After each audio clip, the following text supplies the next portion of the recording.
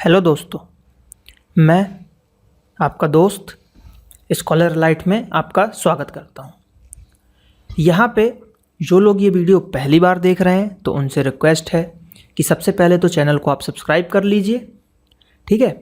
उसके बाद वीडियोस को देखिए, लाइक कीजिए, कमेंट कीजिए और अपने दोस्तों के साथ उसको बांटना ना भूलिए। या तो फेसबुक, व्हाट्सएप, जहाँ भी आप शेयर कर सकते हैं, वीडियोस को ज़्यादा से ज़्यादा शेयर कीजिए ताकि जो लोग एजुकेशन के लिए फ़ी का खर्चा नहीं उठा पा रहे हैं, अफोर्ड नहीं कर पा रहे हैं, तो फ्री एजुकेशन का जो है लाभ ले सकें। चलिए, आज के इस भाग में जो कि बायोलॉजी का पार्ट 4 है, पार्ट 3 तक ऑलरेडी अपलोड हो चुका है, तो पार्ट 4 जिसके अंतर्गत जो है हम बात करेंगे रक्त परिसंचरण तंत्र और जो भी रक्त से रिलेटेड चीज़ें हैं वो आज हम डिस्कस करेंगे। पिछले जो भाग 3 था या पार्ट 3 था उसमें है हमने जो पाचन तंत्र को पढ़ा था, शायद आप लोगों को अच्छा लगा हो, तो पार्ट 4 अपलोड मैंने किया है, तो इसको भी आप लोग देखिए। तो चलिए स्टार्ट करते हैं पार्ट 4।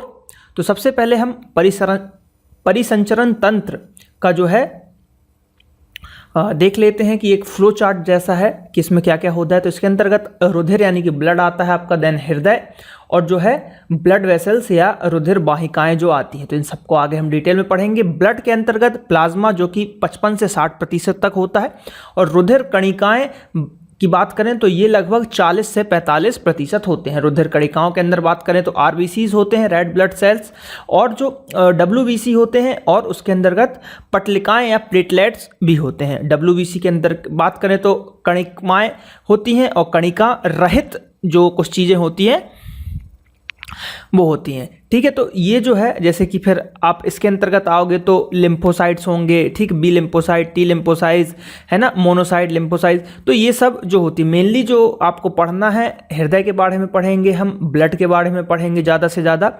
आरबीसीज को ज़्यादा क्लियर करेंगे, डब्ल्यूबीसीज को ज़्यादा क्लियर करेंगे और इसको भी क्लियर करेंगे। इनसे ज़्यादा क्वेश्चंस जो हैं आपके नहीं आते।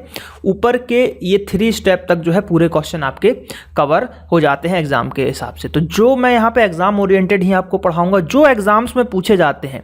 अब ज़रूरी नहीं कि वो पीएससी में, किसी भी एग्ज़ाम में, ग्रुप डी से लेके पीएससी तक जिस एग्ज़ाम में भी जो क्वेश्चन आते हैं उसको हम कवर करेंगे। तो ये डिटेल पार्ट है। तो लोग अलग से ये कमेंट करते हैं कि सर रेलवे के लिए अपलोड कर दो, सर व्यापम के लिए अपलोड कर दो, सर इसके लिए अपलोड कर दो। तो आप लोग ये क्यों नहीं समझ रहे, ये डिटेल्ड पार्ट है, ये हर एग्ज़ाम के लिए, किसी भी एग्ज़ाम में तो मैं यही पढ़ाऊंगा ना, डिटेल्ड में कोई स्पेसिफाई थोड़े। अब ब्लड है, ब्लड को अगर हमने पूरा बता दिया तो अब रेलवे के लिए ब्लड कुछ और थोड़े, ब्लड का कलर रेलवे में नीला थोड़े हो जाएगा, या ब्लड का कलर जो है व्यापम में हरा थोड़े हो जाएगा, वो तो लाल ही रहेगा ना। तो इसलिए आप लोग जो डिटेल पार्ट को बहुत अच्छे से देख लीजिए। एक बार अगर कॉन्सेप्ट क्लियर हो गया, पूरी अगर जो डिटेल्ड उसकी चीज़ें दिमाग में घुस गई, तो फिर कुछ भी क्वेश्चन बना के पूछ लेना, वो तो क्वेश्चन तो वहीं से पूछेगा, तो वहाँ पर क्लियर हो जाएगा। तो कृपया ऐसे कमेंट ना करें कि सर रेलवे के लिए अलग से डालें, ये हर एग्जामों के लिए है ना। तो ज़्यादा से ज़्यादा वीडियोस को देखिए। हाँ, ऑब्जेक्टिव या जब टेस्ट सीरीज चलती है तो वो इस पैसे का हम बना सकते हैं कि हाँ यार रेलवे में किस टाइप के क्वेश्चन आते हैं, पिछले जो पुराने 10 साल के पेपर को देख के उस हिसाब से मैं टेस्ट सीरीज बना सकता हूँ, लेकिन डिटेल्ड में कोई स्पेशल अलग से मैं वीडियोस नहीं ला सकता। तो ये वीडियोस जो है हर एग्जाम के लिए हैं, तो आप लोग इसको देखिए। चलिए बात करते हैं, अब हम रक्त परिसंचरण तंत्र की बात करते हैं, तो इसका डिटेल देख लेते हैं। तो इस तंत्र के द्वारा शुद्ध रुधिर यानी ब्लड का परिसंचरण हृदय से धमनी द्वारा संपूर्ण शरीर में तथा अशुद्ध रक्त का परिसंचरण पूरे शरीर में हृदय जो है हमारा, हृदय यानी कि दिल, इसको आप बोल सकते हो, हार्ट से सिराओं के द्वारा होता है। तो यहाँ पे क्या मतलब, धमनी में शुद्ध रक्त पाया जाता है और सिराओं में जो है अशुद्ध रक्त पाया जाता है। तो यहाँ से एक क्वेश्चन बनता है कि हमारे शरीर की जो नस, जिसको हम बोलते हैं ना नस, तो कभी कभी पूछा जाता है कि नसों का जो खून का कलर आप देखते हो, कभी अगर हाथ में जो ज़्यादा गोरे लोग रहते हैं उनके हाथ में दिख जाता है कि हरे कलर का थोड़ा सा प्रतीत होता है, ग्रीनेस में दिखता है। तो वैसा क्यों दिखता है, क्योंकि वो जो है आपका उसमें अशुद्ध रक्त जो है बह रहा होता है सिराओं के अंतर्गत, इसलिए वो नीला या थोड़ा हरा कलर का दिखाई देता है। तो ये क्वेश्चन भी पूछा गया है कई एग्जामों में। और धमनी में जो है शुद्ध रक्त। अब देखिए एक चीज़ और होता है यहाँ पे, एक फुफ्फुस धमनी होता है ना, फुफ्फुस या फुसफुस जो भी पढ़ें, धमनी और सिरा भी सेम। तो लेकिन ये दोनों उल्टा है, फुफ्फुस धमनी में जो है अशुद्ध रक्त पाया जाता है और इस सिरा में जो है शुद्ध रक्त पाया जाता है। तो ये भी याद रखिएगा, क्वेश्चन यही पूछा जाता है। ठीक, चलिए बात करते हैं रुधिर परिसंचरण तंत्र की खोज 1628 में विलियम हार्वे ने नामक वैज्ञानिक ने किया था। तो सबसे पहला क्वेश्चन ये भी बनता है कि विलियम हार्वे ने किसकी खोज की थी, तो रक्त परिसंचरण तंत्र की खोज की थी। रक्त परिसंचरण तंत्र की बात करें तो ये दो प्रकार के होते हैं, एक खुला परिसंचरण तंत्र और बंद परिसंचरण तंत्र। तो इनको आगे हम डिटेल में देखते हैं। खुला परिसंचरण तंत्र ऑर्थोपोडा संघ, कॉकरेच, केकड़ा, प्राण, झींगा मछली, मच्छर, मक्खी आदि तथा मोलस्का संघ जैसे कि जिसके अंदर घोंघा, सीपी, ऑक्टोपस आदि, इन जंतुओं में जो है खुला परिसंचरण तंत्र पाया जाता है। यानी कि आपने यहाँ पे देखा कि मानव की बात नहीं हो रही है, मनुष्य की बात नहीं हो रही है, लेकिन इसके अंतर्गत छोटे मछली होते हैं, झींगा, मक्खी, मधुमक्खी, ये सब, घेंघा, ये सब जो हैं आपके, इनमें पाया जाता है ओपन जो भी परिसंचरण तंत्र है वो पाया जाता है। ठीक है, बात करते हैं बंद परिसंचरण तंत्र की। तो इसके अंतर्गत मछली, अब मछली यहां भी बात हुई थी, तो ये झींगा मछली जो कि थोड़ी सी टेढ़ी होती है, छोटी होती है, लेकिन मछली यानी कि कुछ मछलियां बहुत बड़ी बड़ी मछलियां भी होती है। तो मछली, मेढक, सांप, पक्षी, केंचुआ, ठीक, एस्केरिस तथा स्तनधारी संघ जिसके अंतर्गत आपके मनुष्य आ जाते हैं, इन सभी में जो है बंद परिसंचरण तंत्र जो है आपका पाया जाता है।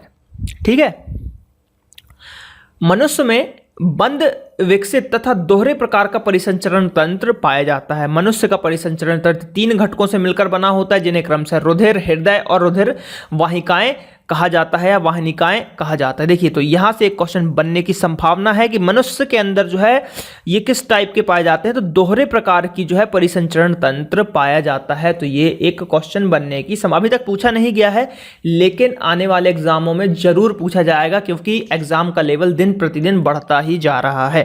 ठीक है, चलिए तो अब देखते हैं, हम इनको डिटेल में पढ़ते हैं आगे। तो ब्लड, अब ब्लड की हम बात करेंगे, खून की बात करेंगे या रुधिर की बात करेंगे। तो इसके अंतर्गत रुधिर एक तरल संयोजी ऊतक है। जब हमने बायोलॉजी का पार्ट 2 देखा था तो उसमें मैंने आपको बताया था संयोजी ऊतक क्या होता है। पार्ट 2 जिन्होंने नहीं देखा है तो वो जरूर इसका जो है पार्ट 2 देखें। उसके अंतर्गत मैंने बताया था कि रुधिर जो है एक संयोजी ऊतक है। वो क्यों है वहां पे आप देखेंगे, जिसका निर्माण मनुष्य के अस्थि मज्जा यानी कि बोन मैरो, ठीक, बोन मैरो के अंतर्गत जो है जिसका निर्माण होता है अस्थि मज्जा में होता है। ये क्वेश्चन भी पूछा जाता है कि ब्लड का निर्माण कहाँ होता है, तो अस्थि मज्जा या बोन मैरो में होता है। जबकि भ्रूणावस्था में रुधिर का निर्माण यकृत और पीला में होता है। ये भी एक मोस्ट आईएमपी क्वेश्चन है कि भ्रूणावस्था यानी कि जब गर्भ के अंतर्गत जो बच्चा रहता है तो उस समय जो ब्लड बनता है वो काय में बनता है, तो बनता है यकृत यानी कि लिवर और पीला यानी कि स्प्लीन के अंतर्गत जो है आपका ब्लड बनता है। एक सामान्य मनुष्य के शरीर में बात करें तो 5 से 6 लीटर जो है खून पाया जाता है, जो प्रतिशत में 7 से 8% होता है। बात करते हैं रुधिर का निर्माण 2 घटकों से होता है, जैसे कि क्रमशः रुधिर प्लाज्मा और रुधिर कणिकाएं, जो हमने फ्लो चार्ट में देखा था।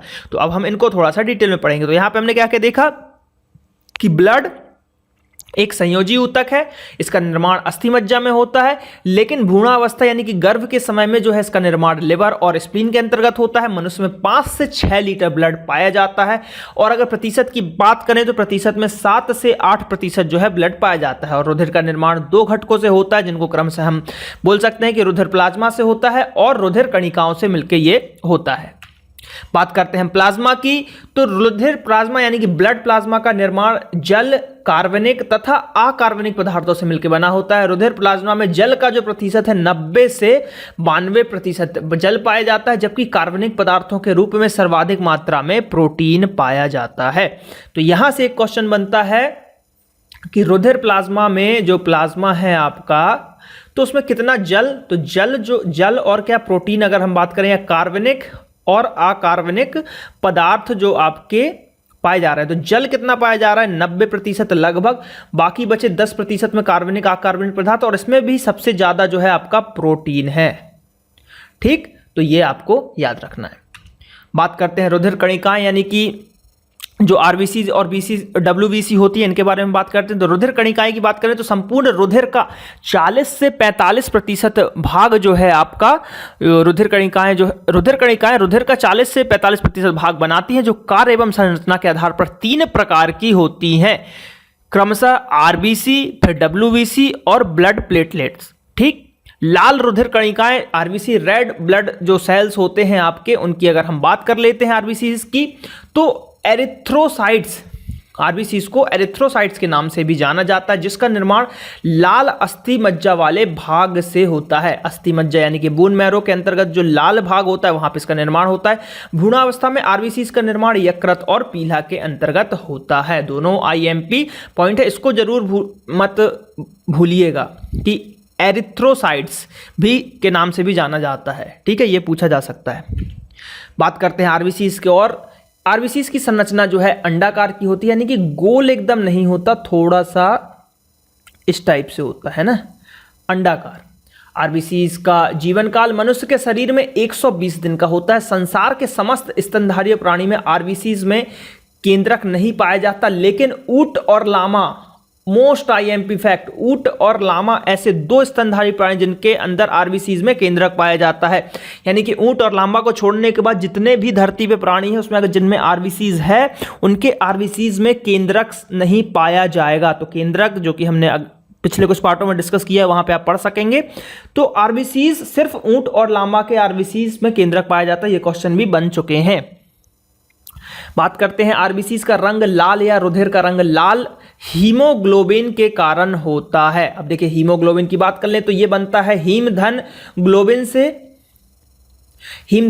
तो हीम जो है एक आयरन का ही है जो कि कलर प्रदान करता है हीम के कारण। हीम एक रंजक है, आप रंजक बोल सकते हो, जो कि कलर प्रदान करता है, कलर देता है खून को। और ग्लोबिन जो है एक प्रोटीन है, तो ये दोनों जब मिल जाते हैं तो हीमोग्लोबिन बन जाता है। लेकिन अगर क्वेश्चन पूछे कि खून का कलर किसके कारण लाल होता है, तो हीम रंजक के कारण उसका कलर लाल होता है। अगला पॉइंट देखते हैं, हीमोग्लोबिन के केंद्र में आयरन धातु पाई जाती है, जैसा मैंने बताया आपको।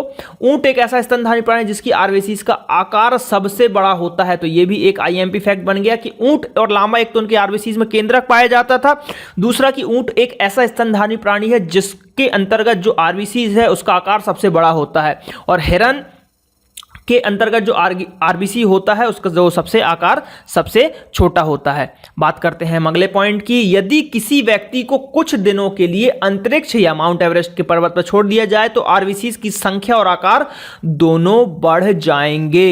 ये आपको याद रखना है। ये क्वेश्चन एक बार साइंस के अंतर्गत ही आता है। तो फिजिक्स के किसी पेपर में मेरे एक स्टूडेंट ने पूछा था कि ऐसा क्वेश्चन पूछा गया था कि माउंट एवरेस्ट पे अगर किसी व्यक्ति को कुछ दिनों के लिए छोड़ दिया जाए तो उसके आरबीसी में क्या होगी, वृद्धि होगी, घटेगी, नष्ट हो जाएगा, इस टाइप से ये क्वेश्चन पूछा गया था। तो यहाँ पे क्या होगा, उनके आकार और संख्या दोनों बढ़ जाएगी। बात करते हैं आरबीसी की, तो आरबीसी की संख्या मनुष्य के शरीर में 5 से 5.5 यानी 5.5 लाख प्रति घन मिलीमीटर होता है, यानी कि आरबीसी की संख्या जो है ज्यादा होती है। आरबीसी का मुख्य कार्य जो है ऑक्सीजन का परिवहन करना है। तो यह क्वेश्चन भी पूछा जा सकता है कि आरबीसी का कार्य क्या होता है या उसका मेन कार्य क्या है, तो ऑक्सीजन का परिवहन करना। बात करते हैं हम डब्ल्यूबीसी की, श्वेत रुधिर कणिकाएं की बात करते हैं। तो डब्ल्यूबीसी को जो है ल्यूकोसाइट के नाम से भी जाना जाता है। किस नाम से जाना जाता है? ल्यूकोसाइट के नाम से भी जाना जाता है। डब्ल्यूबीसी का निर्माण मनुष्य के शरीर में श्वेत अस्थि मज्जा से होता है, यानी कि व्हाइट बोन मैरो में जो है डब्ल्यूबीसी का निर्माण होता है। डब्ल्यूबीसी का जीवन काल की अगर हम बात करें तो मनुष्य के शरीर में लगभग 8 से 10 दिन का होता है, यानी कि कम होता है। डब्ल्यूबीसी की संख्या की अगर कहीं कहीं आपको जो है इसका जीवन काल 4 से 5 दिन भी मिलेगा। ठीक है, डब्ल्यूबीसी की संख्या की अगर हम बात करें तो मनुष्य के शरीर में लगभग 5000 से 9000 प्रति घन मिलीमीटर जो है इनकी संख्या होती है। डब्ल्यूबीसी और आरबीसी का अनुपात की बात करें तो 600:1 होता है, 600 में 1, यानी कि आरबीसी जो है आपकी ज़्यादा होती हैं और डब्ल्यूबीसी जो है कम होती हैं। डब्ल्यूबीसी की आकार में की बात करें तो डब्ल्यूबीसी आकार में अमीबा के आकार का होता है, अर्थात इनका कोई निश्चित आकार ही नहीं होता। डब्ल्यूबीसी का मुख्य कार्य हानिकारक जीवाणुओं को शरीर में से सुरक्षा प्रदान करना है। आकार में सबसे बड़ी डब्ल्यूबीसी जो है मोनोसाइट्स होती है। लिम्फोसाइट प्रकार की डब्ल्यूबीसी आकार में सबसे छोटी होती है। संख्या में सबसे अधिक न्यूट्रोफिल प्रकार की WBC जो है पाई जाती है। और देखिए WBC, एक चीज़ और बताऊं, जो लिम्फोसाइट जिनको हम बोलते हैं, ल्यूकोसाइट जो हम बोलते हैं, तो जब शरीर में WBC की संख्या बढ़ने लगती है या WBC की संख्या अचानक बढ़ जाती है तो ये एक ब्लड कैंसर का जो है कारण भी होता है। ठीक, ब्लड कैंसर जो होता है आपका, वो भी जो है WBC के बढ़ जाने से ही होता है। तो ये एक इंपॉर्टेंट फैक्ट है, याद रखिएगा जनरल नॉलेज के लिए। बात करते हैं ब्लड प्लेटलेट्स की या पटलिकाएं की। रुधिर, तो रुधिर पटलिकाओं को थ्रोम्बोसाइट्स के नाम से जाना जाता है। किस नाम से जाना जाता है? थ्रोम्बोसाइट्स के नाम से जाना जाता है। रुधिर पटलिकाओं की बात करें का तो निर्माण लाल अस्थि मज्जा वाले भाग से होता है, जो संरचना में प्लेट के आकार के होते हैं। रुधिर पटलिकाओं की बात करें, जीवन काल 8 से 10 दिन का होता है। रुधिर पटलिकाओं रुधिर का थक्का बनाने में सहायता करती हैं। रुधिर का थक्का बनाने में ऐसा सहायता करती हैं कि जैसे कि आपका ब्लड, जैसे हाथ कट जाता है, खून निकलता ही जाता है, तो जल्द से जल्द खून को वो वहाँ पे जमाने की कोशिश करते हैं। खून की क्लॉटिंग करते हैं शरीर के बाहर, शरीर के अंदर नहीं, बाहर करते हैं, ताकि खून ज़्यादा से ज़्यादा ना बह पाए। एक चीज़ जैसे कि यहाँ पे ये डेंगू लिखा ही हुआ है अगले पॉइंट में, लेकिन मैं यहीं पे बता देता हूँ कि जब डेंगू का मच्छर काटता है तो जो वायरस शरीर में पहुँच जाता है, तो प्लेटलेट्स की संख्या जो है हमारे शरीर में या ब्लड में कम होने लगती है, जिससे खून आपका बहुत पतला हो जाता है, तो इस कारण से जो मृत्यु होने लगती है। ठीक है, चलिए, इसकी संख्या मनुष्य के शरीर में लगभग 3 से 5 लाख घन मिलीमीटर होती है। डेंगू जैसे विषाणु जनित बीमारी में शरीर में प्लेटलेट्स की संख्या कम हो जाती है, क्योंकि डेंगू के विषाणु प्लेटलेट्स को खा जाते हैं, इसलिए शरीर में जो है खून पतला होने लगता है डेंगू जब आपको होता है तो। और खून का थक्का जैसे जमने में सहायक कर रहा है। अब बात करते हैं शरीर के अंदर। शरीर के अंदर खून का थक्का नहीं बनने देता कौन? अगर शरीर के अंदर ही खून, जैसे प्लेट्स हैं, ये क्या करते हैं? खून को थक्का जमाने का काम करते हैं। तो मान लीजिए शरीर के अंदर ही ब्लड को जमा दे तो आप मर नहीं जाओगे। तो अंदर एक हेपेरिन नाम का जो है हेपेरिन होता है, जो शरीर के अंदर जो है ब्लड की क्लॉटिंग जो है नहीं होने देता। तो याद रखिएगा, शरीर के अंदर खून को जमने से नहीं रोकता है कौन? हेपेरिन। ठीक, याद रखिएगा। चलिए, बात करते हैं हम अब हृदय की बात कर लें। जब रुधिर की बात आई है तो हृदय बिना काम ही नहीं होगा। देखिए, हृदय कुछ नहीं है, हृदय एक तरीके से आप समझ लिए एक पंप है, जो कि आपके ब्लड को पंप करता रहता है 24 घंटे। सिर्फ वही है उसका काम, पंपिंग। लेकिन संरचना की हम बात कर लेते हैं तो रुधिर परिसंचरण तंत्र में निम्नलिखित अंग जो है कार्य करते हैं, जैसे कि हृदय, धमनी, सिरा, कोशिका। ठीक, ये जो है लगभग 4-5 चीजें भाग करती हैं। हृदय का मुख्य कार्य है रक्त का आदान प्रदान करना, धमनी एवं सिराओं के माध्यम से पंपिंग क्रिया द्वारा शरीर की सभी कोशिकाओं तक। ये आप हृदय का एक डायग्राम देख सकते हैं, जो बचपन से हम जो है पढ़ते हुए आ रहे हैं। ठीक है, तो देख रहे होंगे कि आप जो है यहाँ से ऐसे ब्लड वगैरह जाते हैं चारों तरफ से, पूरे शरीर में जहाँ भी है ब्लड जो है इसको देता जाता है। डायग्राम को हमको ज़्यादा दिक्कत नहीं है, डायग्राम आप कहीं से भी और भी अच्छे डायग्राम आपको मिल सकते हैं। ये डायग्राम मैंने इसलिए लिया है, हार्ट अटैक को थोड़ा मैं समझाने के लिए मैंने लिया है। देखिए, ये एक आपका हृदय है। ठीक है, ये आप देख रहे होंगे, ये जो है नसें हैं, या इनको आप जो भी बोल सकते हो। ठीक, सिराएं हैं। तो ये से देखिए, ये सिरा आपको कुछ अलग कलर का दिख रहा होगा, और ये बाकी जो है फूले फूले रेड रेड दिख रहे होंगे। तो ये इसमें ब्लड की पंपिंग हो रही है, लगातार जो है जा रहा है ब्लड, लेकिन इसमें ब्लड नहीं पहुंचा। ये देखिए यहाँ पे क्या बताया जा रहा है, इस सिरा में यहाँ पे है ना ब्लड जम गया है, ब्लड की जो है क्लॉटिंग हो गई है कोलेस्ट्रॉल के कारण। ठीक, ब्लड यहाँ पे क्लॉट हो चुका है, तो यहाँ से जो खून आगे ही नहीं बढ़ रहा, तो ये सिरा में खून पहुंच ही नहीं पा रहा, और जब ये स्थिति पहुंचती है तब आता है हार्ट अटैक।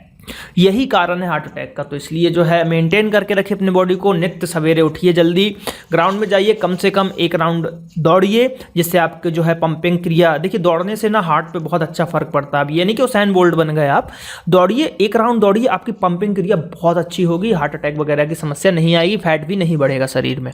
ठीक है, चलिए बात करते हैं हृदय के बारे में, थोड़े से हृदय को देख लेते हैं। तो मानव में एक हृदय 4 कोष्ठीय होते हैं, यानी कि क्वेश्चन पूछा जाता है हृदय में कितने कोष्ठ होते हैं, तो 4 कोष्ठ होते हैं।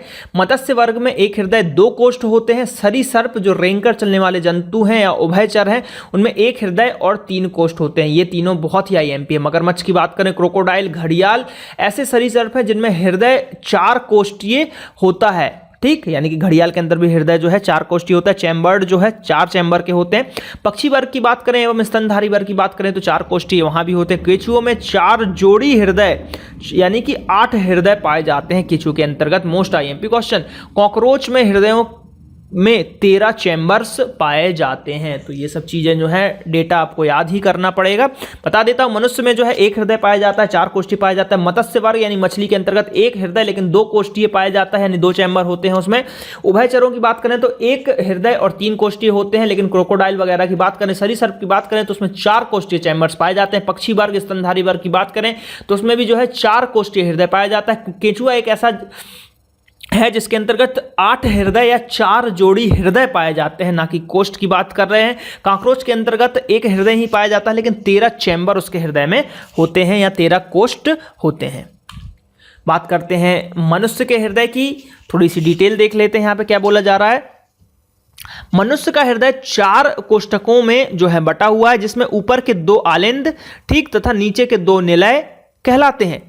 बायां आनिल जो होता है आपका, है ना, यानी कि बायां यानी कि लेफ्ट वाला, और बायां निलय एक कपाट द्वारा जुड़े होते हैं। इसी प्रकार की दाएं आनिल और दाया जो नियल होता है एक कपाट से जुड़े होते हैं। ये सब जो है डिटेल है। उसके बाद बात करते हैं कि दीवारें पतली तथा निलय की दीवारें जो है मोटी होती हैं। अशुद्ध रक्त दाहिने अनिल में सिराओं के द्वारा जो होती है, दाहिने यानी कि राइट साइड वाले में जो है शुद्ध रक्त होता है, तो यहां से शुद्ध रक्त दाहिने निलय को पहुंचा दिया जाता है। दाहिने निलय द्वारा अशुद्ध रक्त शुद्धिकरण के लिए पल्मोनरी धमनी एक यह अपवाद है जो कि मैंने आपको बताया हुआ था, फुफ्फुस धमनी, जिसके अंदर अशुद्ध रक्त पाया जाता है, दोनों फेफड़ों को पहुंचा दिया जाता है। यहां जो है फेफड़े जो है रक्त को शुद्ध करते हैं। ये एक मोस्ट आईएमपी फैक्ट, फेफड़े रक्त को जो है शुद्ध, मतलब फेफड़े जो है फेफड़ों से शुद्ध रक्त पल्मोनरी सिरा, यह भी एक अपवाद है के द्वारा जो है बायां लिद में पहुंचता है। यानी कि फेफड़े में क्या किया जाता है, एक तरीके से रक्त में ऑक्सीजन को मिलाया जाता है जिससे शुद्धिकरण भी रक्त का हो जाता है। शुद्ध रक्त बाएं आलिंद से दाएं निलय की ओर जो जाता है संपूर्ण शरीर में पंप कर धमनी पहुंचाता है। ये सब हमको कोई याद नहीं रखता, बस जो 2 चीज याद रखना है आपको, पल्मोनरी धमनी यानी कि फुफ्फुस धमनी जो मैंने शुरू में ही बता दिया था आपको, और फुफ्फुस जो है आपका सिरा, इसमें पाया जाता है अशुद्ध रक्त और इसमें पाया जाता है शुद्ध रक्त। बस ये आपको याद रखना है। इस पूरे थ्योरी में यही आपसे बोला गया है। ठीक है, यहां पे आप देख सकते हैं कि ब्लड जो है डीऑक्सीजाइज हो गया, फिर ऑक्सीजन मिला, इस तरीके से ये ब्लड का जो है सर्कुलेशन ये चल रहा है। ठीक, चलिए बात करते हैं धमनी में रक्त रुक कर चलता है, इसलिए मैं भी रुक गया थोड़ा सा, क्योंकि धमनी में जो है रक्त रुक कर चलता है, इसलिए मैं भी अटका। तो धमनी में क्या हो रहा है, रक्त जो है रुक कर चल रहा है तथा सिराओं में जो है लगातार बहता रहता है। तो ये क्वेश्चन भी आता है कि धमनी में रक्त का परिवहन किस तरीके से होता है, तो रुक कर। मनुष्य में धड़कन की औसतन गति 72 बार प्रति मिनट होता है तथा किसी उत्तेजनाओं के समय 200 बार तक पहुंच जाता है। मानव जाति में नर का हृदय 350 ग्राम का और मादा का हृदय 250 से 350 ग्राम होता है। हृदय को रक्त पहुंचाने वाली धमनी जो कोरोनरी धमनी कहलाती है, और इस धमनी में कैस्ट्रॉल की मात्रा बढ़ जाने पर हृदयघात होता है, जो हमने उस डायग्राम में देखा था। सामान्य मनुष्य में रक्तदाब जो है ब्लड प्रेशर 120/80 होता है। 80-120 मत याद रखिएगा, 120/80 ही याद रखिएगा। ठीक, पारे के दाब पर सामान्य मनुष्य में रक्त की मात्रा 5 से 6 लीटर तक की होती है, ये पढ़ चुके हैं हम। और अर्थात रक्त की मात्रा शरीर के भार के 1/13 हिस्से के बराबर होती है। मानव शरीर में हीमोग्लोबिन की मात्रा 12 से 15 ग्राम प्रति 100 मिलीलीटर में जो है पाया जाता है। बात करते हैं चिकित्सालयों में ब्लड बैंक जो होता है, ब्लड बैंक में रक्त को लगभग 40 डिग्री फ़ारेनहाइट ताप पर 1 महीने के लिए सुरक्षित रखा जाता है। इसमें रक्त को जमने से रोकने के लिए sodium citrate, most IMP fact, sodium citrate तथा सोडियम ऑक्सोलेट रासायन मिलाए जाते हैं। यानी कि ब्लड जो आपको ब्लड बैंक में मिलता है तो उसको जमने से रोकने के लिए सोडियम साइट्रेट और सोडियम ऑक्सोलेट मिलाया जाता है। ये रासायन रक्त जो जमने वाले तत्व कैल्शियम को प्रभावहीन कर देते हैं। उच्च रक्तदाब की स्थिति हृदय के संकुचित होने पर बनती है, जिसे सिस्टोन कहते हैं, तथा निम्न रक्तदाब की स्थिति हृदय फैलने पर बनती है, जिसे डायस्टोल कहते हैं। याद रखिएगा, आईएमपी है। हृदय धड़कन का नियंत्रण साइनोएट्रियल के द्वारा होता है। रक्त में 55% प्लाज्मा, 45% ब्लड कणिकाएं पाई जाती हैं। प्लाज्मा का अधिकांश भाग जल का बना होता है, खनिज लवण इसमें इत्यादि से बना होता है। रक्त कणिकाएं 3 प्रकार की होती है, लाल, ये सब हम पढ़ चुके हैं सब। ये जो है एक अलग से फैक्ट्स जो रहते हैं ना, 1 लाइन फैक्ट, ये वो कवर हो रहे हैं यहाँ पे। रुधिर का निर्माण लंबी हड्डियों के लाल अस्थिमज्जा में तथा शुद्धिकरण जो है फेफड़ों में होता है। तो याद रखिएगा कि फेफड़ों का काम क्या है, लंग्स के अंदर जो है ब्लड जो होता है आपका, ब्लड का प्यूरिफिकेशन भी वहाँ पे किया जाता है। कहाँ? फेफड़ों के अंदर, लंग्स में। बात करते हैं, रुधिर का निर्माण जो है लंबी हड्डियों के लाल अस्थिमज्जा में होता है, ठीक है। प्लीहा, ये जिसको हम स्प्लीन के नाम से भी जानते हैं, रक्त का कब्रिस्तान भी उसको कहा जाता है, रक्त का कब्रिस्तान भी कहा जाता है। लेकिन पीला का हमने एक फैक्ट और पढ़ा था कि जब गर्भावस्था में बच्चा रहता है तो उसमें जो ब्लड बनता है वो लिवर और पीला के अंदर ही बनता है, ठीक है, क्योंकि मृत रक्त कोशिकाएं यहाँ पे जो है आती हैं। रक्त में पाई जाने वाले प्रमुख धातु की बात करें तो लोहा, कृत्रिम रक्त रासायनिक रूप में फ्लोरोकार्बन होते हैं, ऑक्सीजन के अच्छे वाहक होते हैं। कोई रक्त ग्रुप ना होने के कारण यह किसी भी व्यक्ति को दिया जा सकता है। तो कृत्रिम रक्त रासायन के रूप में जो फ्लोरोकार्बन होता है किसी को भी दिया जा सकता है। कृत्रिम हृदय की बात करते हैं तो जिसका दूसरा नाम है जार्विक 7 है, प्लास्टिक एवं एल्यूमिनियम धातु का बना होता है, इसका वजन 300 ग्राम होता है। कृत्रिम हृदय जो है जार्विक 7। बात करते हैं हृदय प्रत्यारोपण की, तो विश्व परिप्रेक्ष्य में हृदय का सफल प्रत्यारोपण जो है क्रिश्चियन बर्नार्ड दक्षिण अफ्रीका ने के जो है उन्होंने किया था। भारत में हृदय का सफल प्रत्यारोपण डॉक्टर वेणुगोपाल जो कि केरल के हैं 1994 में किया था प्रत्यारोपण, यानी कि एक दूसरा हृदय लगाया गया था वहां पे। हम बात कर लेते हैं ब्लड ग्रुप्स की। तो ब्लड ग्रुप्स की बात करें तो रक्त समूह की खोज जो है लैंड स्टीनर ने की थी। किसने की थी? लैंड स्टीनर ने 1900 से 1902 के बीच में की थी। 4 रक्त समूह पाए जाते हैं, ए, बी, ए बी और ओ। बात करते हैं ब्लड ग्रुप में या ब्लड में 2 चीज होते हैं, एक एंटीजन होता है और एक एंटीबॉडी होता है। और कभी भी एंटीजन और एंटीबॉडी समान नहीं हो सकते। अगर एंटीजन और एंटीबॉडी समान हो गए तो शरीर में ब्लड बनेगा नहीं, आदमी की मृत्यु हो जाएगी। ब्लड ग्रुप ए की बात करें तो उसके अंतर्गत जो है एंटीजन ए होगा और एंटीबॉडी बी होगा। ब्लड ग्रुप बी की बात करें तो उसके अंतर्गत एंटीजन बी होगा, एंटीबॉडी ए होगा। और जो है ब्लड ग्रुप ए बी है उसके अंतर्गत एंटीजन ए बी होगा, एंटीबॉडी उसके अंतर्गत नहीं पाया जाता। ओ के अंदर एंटीजन नहीं पाया जाता और ए बी एंटीबॉडी पाया जाता है। तो जो आपको पता होगा, ओ को सर्वदाता बोलते हैं, यूनिवर्सल डोनर, और ए बी को सर्वग्राही एक्सेप्टर। बस एक चीज याद रखिएगा, ओ के अंतर्गत भी जो ओ नेगेटिव होता है वो होता है यूनिवर्सल डोनर, ना कि ओ पॉजिटिव, ठीक। तो और ये लास्ट कंडीशन होती है कि जब या तो आदमी की ब्लड के बिना मृत्यु होने वाली हो तब ओ चढ़ाया जाए, नहीं तो सबसे पहले खोजा जाता है कि जो ब्लड ग्रुप है वही मिल जाए तो ज़्यादा अच्छा रहेगा। लेकिन जब लास्ट स्टेज आ जाती है कि अब तो ब्लड मिलना नहीं है, ऐसे भी व्यक्ति मर रहा है तो उसको चढ़ा दिया जाए, तो अगर ब्लड सेट कर गया तो बच जाएगा। तब उस कंडीशन में जो ब्लड चढ़ाया जाता है। कभी भी आप ये नहीं कि यूनिवर्सल डोनर है तो कभी भी ब्लड की कमी हुई तो ओ को दे दो, ओ दे दो, नहीं, ऐसा नहीं होता, ठीक है। इसको याद करने की एक ट्रिक है, देसी ट्रिक है, ऐसे याद कर सकते हैं। देखिए आपको इतना तो पता है कि ए बी और ओ में से कोई ना कोई एक डोनर है और एक्सेप्टर है, तो ओ को बस याद कर लीजिए। ओ यूनिवर्सल डोनर है, किसी को भी दे सकता है, तो कैसे बोल सकते हैं? ओ को दे दो, ओ को भी दे दो, ओ को भी दे दो, ओ को भी दे दो। बुंदेलखंडी की अगर बात करें तो ओ को दे दो, ओ को दे दो, ओ को दे दो। तो इससे क्या हो गया? सभी को दे दो तो ओ हो गया डोनर और बचा ए बी, तो क्या हो गया? एक्सेप्टर। इस तरीके से आप इसको याद कर सकते हो। चलिए बात करते हैं थोड़ी सी जो यहाँ पे है डिटेल में देख लेते हैं क्या बोल रहा है। A B blood group universal acceptor, O blood group universal donor. O में भी ओ नेगेटिव याद रखिएगा, बुक्स में नहीं मिलेगा आपको। समूह ए की बात करें तो इसमें एंटीजन ए और एंटीबॉडी बी पाया जाता है। बी में बी, ये सब हम पिछले स्लाइड में देख चुके हैं। समूह ओ, इसमें कोई एंटीजन नहीं पाया जाता, ए तथा ए बी एंटीबॉडी पाए जाते हैं। ये हमने पीछे अपने उसमें क्लियर कर लिया था। बात करते हैं RH फैक्टर की बात करते हैं, यानी कि जो O नेगेटिव हम बोलते हैं और O पॉजिटिव जो हम बोलते हैं। तो ये जो नेगेटिव पॉजिटिव है इसको हम बोलते हैं, जो इसको क्या बोलते हैं? RH जो है फैक्टर हम इसको बोलते हैं। तो चलिए बात करते हैं। तो यह व्यक्ति की लाल रक्त कणिकाओं में पाए जाने वाला एक प्रकार का एंटीबॉडी है। इसे सर्वप्रथम रीसस जाति के बंदर में लैंडस्टीनर तथा A.S. वेनर के द्वारा 1940 में खोजा गया था। रीसस नामक बंदर, याद रखिएगा, क्वेश्चन पूछा जाता है कि RH फैक्टर की खोज किस बंदर पे की गई थी, तो रीसस नामक बंदर पे, जिसमें यह पाया जाता है कि उन्हें RH पॉजिटिव, जिसमें नहीं पाया जाता उन्हें RH, यानी कि जिसमें RH फैक्टर पाया जाता है तो वो पॉजिटिव हो जाता है और जिसमें RH फैक्टर नहीं पाया जाता वो उसको हम नेगेटिव बोलते हैं। लगभग 90% लोगों में जो है RH फैक्टर पाया जाता है और RH फैक्टर यानी कि प्लस रक्त व्यक्तियों को RH माइनस रक्त देने पर उसका रक्त जो है संलयित हो जाएगा और व्यक्ति की मृत्यु हो जाएगी। यानी कि मान लीजिए आप हो ओ पॉजिटिव के और आपको ओ नेगेटिव का ब्लड मिला दिया गया, ठीक। तो इससे क्या होगा, आपने पढ़ा होगा, जैसे कि मान लीजिए +5 लिखा है और -5 लिखा है तो ये कट जाते हैं, यानी कि कुछ नहीं बचता। तो ऐसे भी यहाँ पे ब्लड कटता जाएगा, उसके शरीर में ब्लड नहीं बनेगा और अंततः मृत्यु हो जाएगी। इसलिए कभी भी अगर शादी होती है तो आप जरूर अपने पार्टनर का ब्लड ग्रुप देखें, कहीं आपका पॉजिटिव है, उनका कहीं माइनस तो नहीं है। तो कभी भी +- वालों से वो नहीं करना चाहिए। उसमें क्या होगा कि जब आप की शादी होगी और जब बच्चा अगर होता है तो बच्चा जो होगा तो उसमें क्या होगा कि पहला बच्चा जो है आपका वो तो हो जाएगा, बचने के उसके चांसेस है 90% पहला बच्चा बच जाएगा, लेकिन उसके बाद कभी आपका दूसरा बच्चा नहीं हो पाएगा और पहले बच्चे में भी ब्लड की हमेशा कमी बनी रहेगी। तो ये आपकी थोड़ी सी प्रॉब्लम है, तो ये ज़रूर आप चेक करें, ठीक है।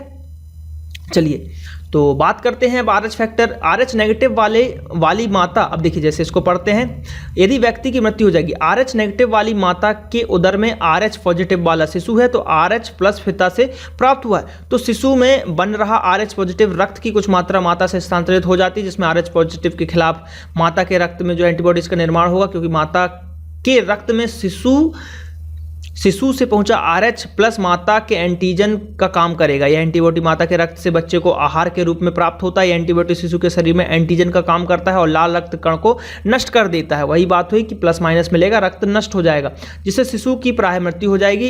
इस अवस्था में जो है इस प्रक्रिया को या इस अवस्था को है एरिथ्रोब्लास्टिस कहा जाता है। इस अवस्था में संभवतः प्रथम गर्भधारण में जो है गर्भधारण में कम होती है, यानी कि प्रथम, वही मैंने बताया ना, फर्स्ट जो बेबी हो जाएगा लेकिन उसके बाद प्रॉब्लम जाएगी। अब जो यहाँ पे कुछ 1 लाइन फैक्ट मैंने कवर किए हैं इसको देख लेते हैं। तो लार यानी कि सलाइवा में कौन से एंजाइम पाए जाते हैं, तो यहाँ पे जो एंजाइम पाए जाते हैं, यहाँ पे आपके जो एंजाइम पाए जाते हैं, कौन से एंजाइम पाए जाते हैं, एमाइलेज पाए जाते हैं। दूध को पचाने वाले एंजाइम की बात करें तो रेनिन। पाचन तंत्र का जो है इसमें देखिए पाचन तंत्र के भी कुछ क्वेश्चंस आ गए हैं तो आप इसको भी देख लीजिए, रिवीजन हो जाएगा। पाचन तंत्र का सबसे लंबा भाग छोटी आंत, पिछले पार्ट में हम पढ़ चुके हैं। सेल्यूलोज का पाचन सीकम में होता है, ठीक। वह कौन सा सरीसृप है जिसमें 4 कोष्ठीय हृदय पाए जाते हैं, तो क्रोकोडाइल, घड़ियाल, मैंने ये बताया हुआ था। किस धमनी में अपवाद के रूप में अशुद्ध परिसंचरण होता है, तो पल्मोनरी धमनी यानी कि फुफ्फुस धमनी में। सिरा में अपवाद पल्मोनरी सिरा यानी कि फुफ्फुस सिरा की बात करते हैं। हृदय 72 बार धड़कता है। हार्ट अटैक जो होता है कोरोनरी में, देखिए किस धमनी में कैस्ट्रॉल की अधिक मात्रा हो जाने पर हार्ट अटैक आता है, तो कोरोनरी धमनी के अंतर्गत जो है अगर कैस्ट्रॉल बढ़ जाता है तो हार्ट अटैक आता है। रक्त का शुद्धिकरण कहाँ होता है, तो फेफड़ों में होता है। रक्त का कब्रिस्तान किसे कहा जाता है, पीला को कहा जाता है। रक्त में पाए जाने वाले प्रमुख धातु का नाम लोहा है। हीम जिसको हम बोलते हैं हीमोग्लोबिन में हीम रंजक का कार्य करता है। कृत्रिम रक्त रासायनिक रूप में क्या होते हैं, फ्लोरोकार्बन होते हैं। जार्विक 7 क्या है, एक कृत्रिम हृदय है। और मुख में बैक्टीरिया को मारने का काम कौन सा एंजाइम करता है, तो लाइसोजोम करता है। तो यहाँ पे जो ब्लड के इंपॉर्टेंट क्वेश्चन है उनको आपको देखना है और सभी ये जो लास्ट में मैं 1 लाइन फैक्ट बताता हूँ लगभग सभी इंपॉर्टेंट हैं, इनसे क्वेश्चन बनते हैं। तो यहाँ पे जो है अगर बात करें तो हमने कौन सा पार्ट देखा, हमने यहाँ पे बायोलॉजी का पार्ट 4 देखा, जिसके अंतर्गत हमने ब्लड की बात करी, परिसंचरण तंत्र की बात करी। सभी फैक्ट IMP है, वीडियोस को देखिए और एग्जाम को क्रैक कीजिए। तो चलिए अब आपका काम हो गया। यहाँ पे आपका काम क्या है कि चैनल को सब्सक्राइब कीजिए ज़्यादा से ज़्यादा, फेसबुक पेज को ज़्यादा से ज़्यादा लाइक कीजिए। www.facebook.com/scholaralite ये फेसबुक पेज की लिंक है, इसको आप लाइक कीजिए ताकि जो भी डिटेल्स या कुछ अपडेट्स वगैरह मैं फेसबुक पेज पे देता रहता हूँ तो वो इंपॉर्टेंट है। और अगर आप लोग कुछ गुरु दक्षिणा देना चाहें तो ये नंबर है 8815062343। तो इस पर आप जो है पेटीएम के माध्यम से कॉन्ट्रीब्यूट कर सकते हैं। गुरु दक्षिणा देने की अगर इच्छा है आपको तो आप गुरु दक्षिणा दे सकते हैं, जो आपसे हो, जरूरी नहीं, मैंडेटरी नहीं है। इच्छा है तो दीजिए, फोर्सफुली कोई वो नहीं है। आपको ऐसे ही मैं फ्री वीडियोस हमेशा प्रोवाइड कराता रहूँगा। चलिए मिलते हैं अगले पार्ट में। Thank you.